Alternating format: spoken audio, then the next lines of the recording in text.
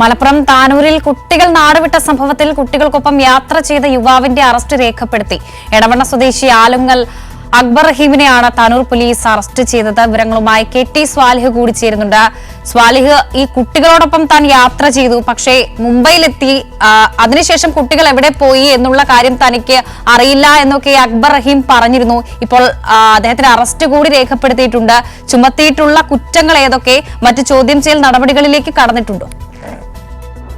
ഇന്ന് രാവിലെയാണ് അക്ബർ റഹീമിനെ തിരൂർ റെയിൽവേ സ്റ്റേഷനിൽ നിന്ന് പോലീസ് കസ്റ്റഡിയിലെടുത്തത്. ഡിവൈഎസ്പിയുടെ നേതൃത്വത്തിൽ ചെയ്തതിനു ശേഷമാണ് ഇപ്പോൾ അറസ്റ്റ് രേഖപ്പെടുത്തിയിട്ടുള്ളത്. തട്ടിക്കൊണ്ടുപോകൽ, അതോടൊപ്പം തന്നെ മൊബൈൽ ഫോണിൽ പിന്തുടരൽ തുടങ്ങിയ വകുപ്പുകളാണ് നിലവിൽ ചുമത്തിയിട്ടുള്ളത്.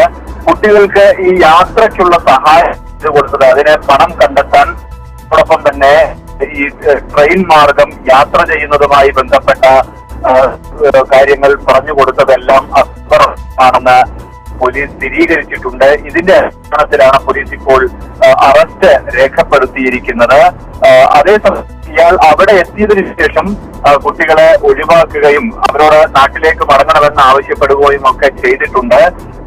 26 റഹീമിനെ ഇയാൾ മഞ്ചേരിയിലെ ഒരു ഷോപ്പിൽ സെയിൽസ് മാനേജറായി ജോലി ചെയ്യുന്ന ആളാണ്. വർഷ സ്വാലിഹ്, ഈ മുംബൈയിൽ എത്തിയപ്പോഴൊക്കെ കുട്ടികൾ മൊബൈൽ ഫോണിന്റെ സിം മാറ്റിയിരുന്നു. ആ സിം കേന്ദ്രീകരിച്ചുള്ള ഒരു അന്വേഷണമാണ് കുട്ടികളിലേക്ക് എത്താൻ പോലീസിനെ സഹായിച്ചത്. അപ്പോഴൊക്കെ യുവാവ് ആ കുട്ടികളുമായി ഫോണിൽ ബന്ധപ്പെട്ടിരുന്നു. അങ്ങനെയുള്ള വിവരങ്ങളുണ്ടോ? അങ്ങനെയല്ല. ഈ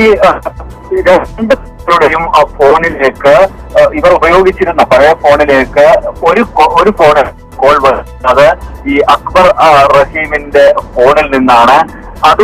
ഇതാണ് ഇയാളിലേക്ക് എത്താനും കുട്ടികൾ ഇയാളോടൊപ്പം ഉണ്ടോ എന്നെല്ലാം പോലീസിന് സംശയിക്കാനുണ്ടായ സാഹചര്യം.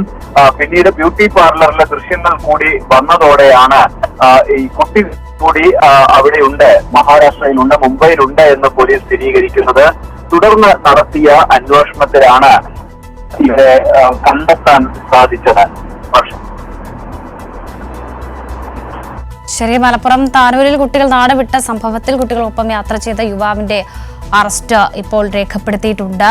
KT സ്വാലിഹാണ് വിവരങ്ങൾ നൽകിയത്.